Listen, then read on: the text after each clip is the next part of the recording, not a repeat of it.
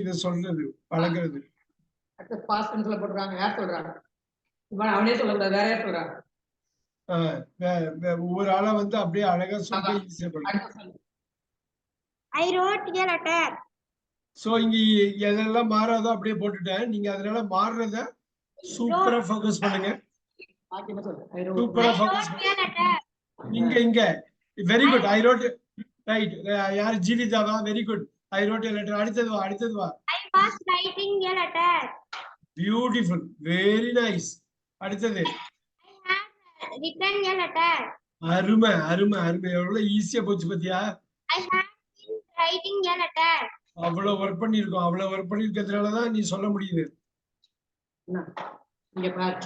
Very good. இது அப்படியே Tamil English எழுதிக்கிங்க. நீங்க ஈஸியா எழுதலாம். நல்லா பாருங்க. எழுதுகிறேன், எழுதினேனா மாறுது. எழுதி கொண்டிருந்தேனா மாறுது. இருக்கிறேன், எழுதி கொண்டே இருந்தேன். பாத்தியா? நான் ஒரு கடிதம் மாறவே இல்லை. எங்கேயும் என் லெட்டரும் ஐயும் மாறவே இல்லை.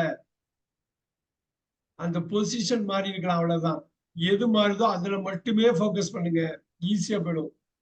Write, I am writing, I have written, I have been writing. Wrote was writing, had written, had been writing.